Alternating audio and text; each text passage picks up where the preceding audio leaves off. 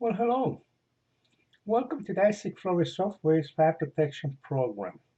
This program is based upon NFPA 13 2013 edition and is to evaluate rack storage on multiple row racks without solid shelving of Class 1 through Class 4 commodities stored over 25 feet in height. And based upon NFPA, there is no height limit for storage. let's if you are a fire protection engineer that inspect mega warehouses, then you're gonna love this little program.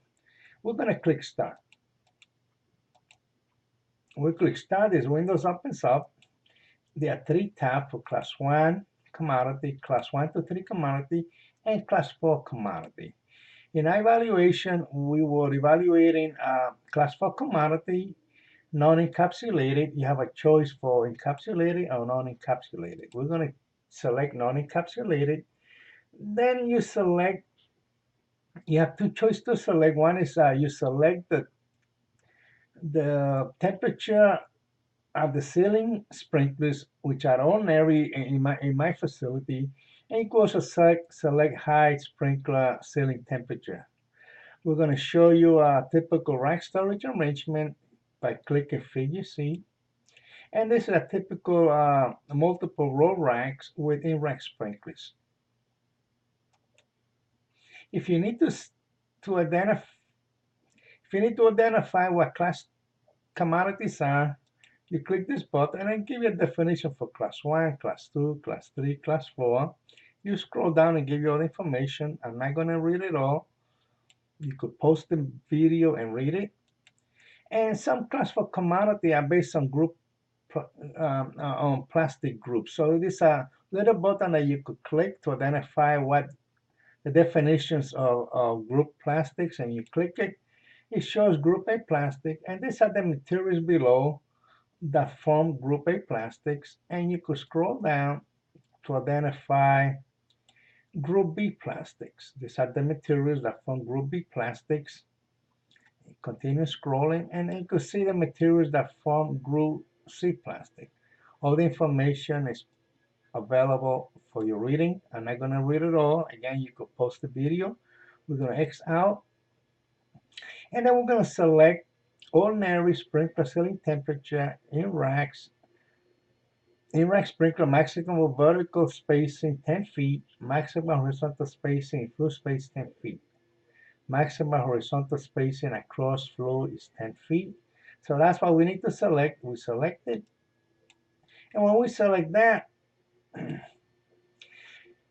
the program pulls out essential information, design information from NFPA table 16.3.1.2. And it places it on these empty cells. It shows the density needed is 0.35 over 2,000. The estimated ceiling sprinkler demand is 700, and this is calculated by multiplying the density 0.35 times 2,000 GPM times 125%. The program also pulled the hose demand of 500 GPM. We're going to click on next, and now we're going to enter water supply test information. You click supply and demand. This window's open up to enter water supply test information. And in this facility, we have a water supply test information uh, showing a static pressure of 120 psi. So we enter 120, a residual pressure of 100 psi, and a flow of 1500 GPM. We're gonna now enter sprinkler demand, ceiling sprinkler, and a ceiling sprinkler demand is 1000 GPM at 75 psi. Now we enter in-rack sprinkler demand. The plans show that you have in this building we have an in-rack sprinkler demand of 475 GPM at a pressure of 50 psi. We enter hose demand 500 GPM, that is shown here. We can make all the changes. And now we enter all the water supply test data information. We click OK. The test was taken 500 feet away from the sprinkler riser, so we need to enter that information. This friction loss from the test location to the base of the riser, and we click Calculate Friction Loss button. And this window's open with a friction loss calculator, simple one, where we're going to select pipe data. We could select fittings as well. For pipe data selection, we click this drop-down box and it opens. We could select several types of piping and age of piping. Our facility is new, so we're going to select new cast iron pipe. And then we select the pipe diameter. We have a choice to select from 6 to 16 inches. A pipe diameter from the test location to the base of the riser is an 8-inch duct iron pipe. We could select the pipe schedule. We have from schedule 40, 10, Bluebird, and duct iron.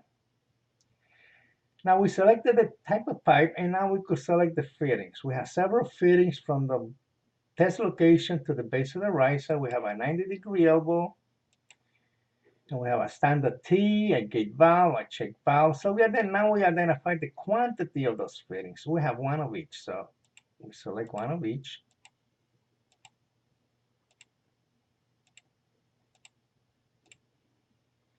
We click OK. Now we select the pipe length from the water flow test location to the base of the riser, and that is 500 feet. Now we click OK. And now we select,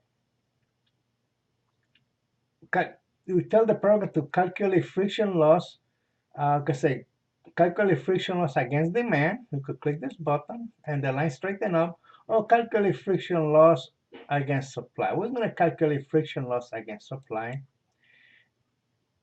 And it shows that at 1500 GPM, we have 7.95 PSI drop. If you look at the chart, this line on top represents your water supply. This line represents your friction loss from the test location to the base of the riser. And we subtracted the friction loss from the water supply, and it gives you a pressure drop, which is this line. From this line, we subtracted 500 gallons per minute for the fire department hose, and it's represented by this line.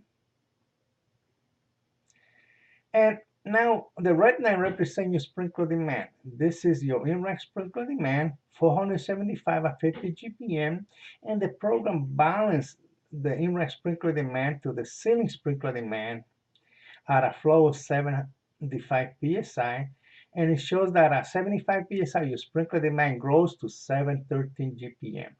So this is your in-rack sprinkler demand balanced against the ceiling sprinkler.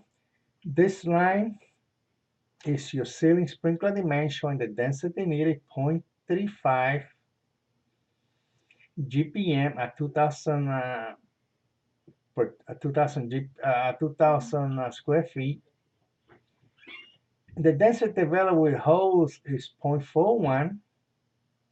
The density available without hose is 0.45.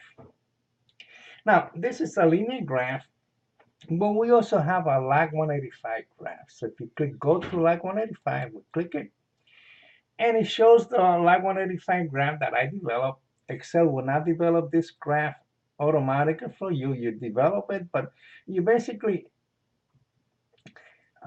drop lines. For example, to plot the water supply is 120 GPM static pressure, residual pressure of 100 PSI, flowing 1500 GPM. And all the data that we entered previously has been transferred to the lag 185 graph. And I plotted this previously, and I'm going to take time to show you everything. But to plot the water supply, you click water supply line, you click it, and a line drops. And then you move it around. My static pressure is 120. I'm going to change this color line so you could see it better. You could format the line, and I choose red. So we took this line and move it like so, and that's become your water supply line. Then I'm gonna delete it by clicking delete. And I develop those lines the same way by clicking friction loss, pressure drop, hose demand, and sprinkler demand. Sprinkler demand goes like that. It drops, a line drops, and you could drag it, move it around to any desired location. For the hose demand, I went to 2,000 gallons and subtracted 500 gallons, and I developed this point at 1,500. And I did the same at 1,000 gallons, subtracted 500 gallons, and I got this point at 500 gallons. Then I got this line to connect this point and that point. I got this node. It drops down and it shows water supply, and you could change the name. And I use it to label the water supply, the pressure drop line, the friction drop line, and the data, the densities. The densities I plotted by grabbing this guideline and putting it on top of this triangle.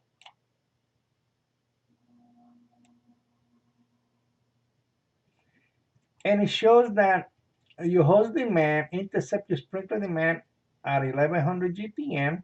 I enter 1100 GPM in this cell, hose intercept flow,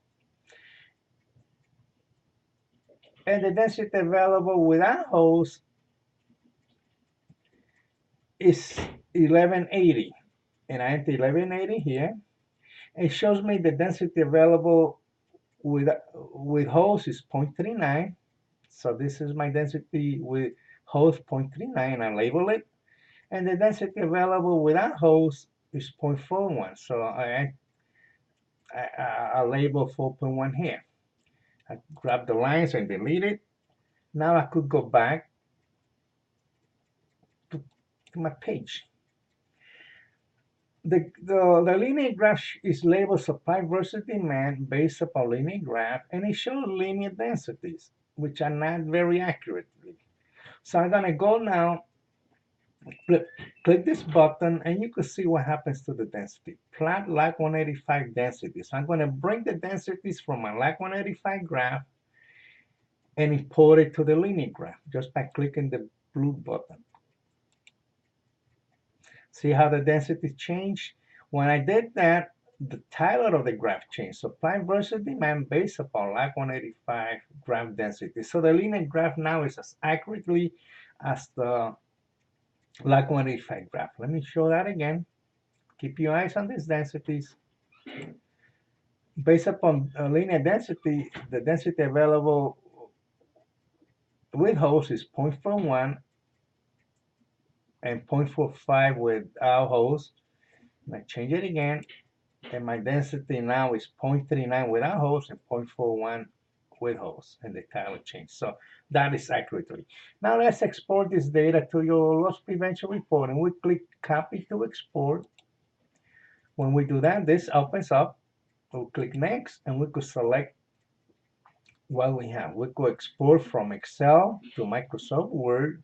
We could export from Excel to Microsoft Paintbrush, and then export the data into an Access database or into a PDF database, and email the report in any format to the office for review. We're going to click copy main screen, which is what you're looking at, or we could copy lag 185. We're going to do both. Let's click copy main screen. We're in copy mode. All we need to do now is open a loss prevention report. It could be a Microsoft Word document. Once we have it, locate where you're going to paste the graph, and then click edit, paste special, picture. Okay. So here is your main screen pasted to a lag 185, I'm sorry, to a loss prevention report. We're going to go back and get the lag 185. We're going to say copy to export, and we're going to copy the lag 185. Click it. Don't see it, but it's on copy mode. So let's open a loss prevention report, find a place to put it, and then click Edit, Paste Special Picture, and here's your LAC 185 with all information pasted in your loss prevention report.